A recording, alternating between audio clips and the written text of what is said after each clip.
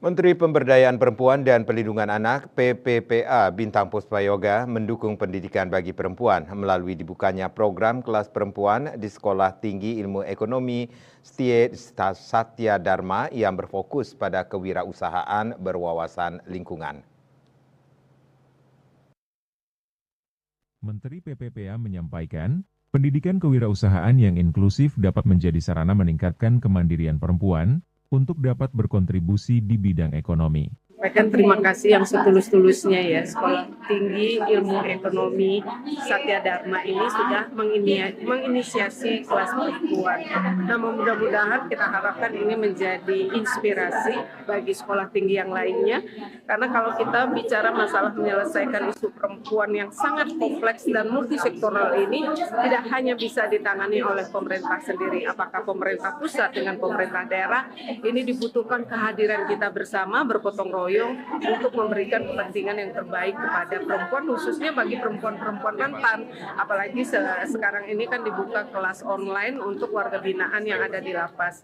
Jadinya peluang dan kesempatan itu tetap ada dalam hal memberdayakan perempuan. Makanya kami sekali lagi menyampaikan terima kasih, dan kesempatan ini juga selain didukung inisiasi daripada Sekolah Tinggi Ilmu Ekonomi ini yang didukung oleh L2 Dikti, kemudian juga ada Yayasan Taruma Negara, dan kemudian kita harapkan semua akan bergerak menjadi Bapak Ibu asuh untuk memberikan pendampingan yang terbaik kepada warga binaan yang punya semangat luar biasa tentunya untuk memperbaiki diri mereka ke depan.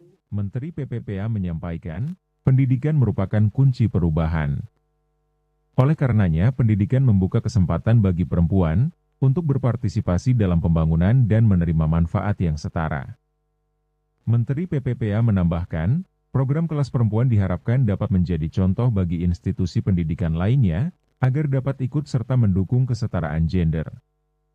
Dengan meningkatkan partisipasi perempuan melalui pendidikan tinggi dan kewirausahaan, cita-cita melahirkan perempuan yang mandiri dan berkontribusi dalam pembangunan dapat tercapai, iklim masyarakat yang inklusif dan berkeadilan juga dapat diwujudkan. Menteri PPPA mendorong sinergi dan kolaborasi pentahelis dari pemerintah pusat, pemerintah daerah yang mengampu urusan pendidikan, akademisi, organisasi masyarakat, dunia usaha, dan media untuk dapat menjawab isu-isu kompleks terkait perempuan dan anak.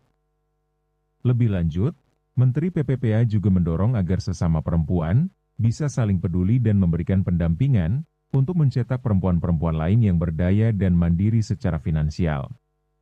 Ketua STIE Satya Dharma, Ninyoman Juli Nuryani menyampaikan apresiasi kepada Kemen PPPA yang telah mendukung program kelas perempuan.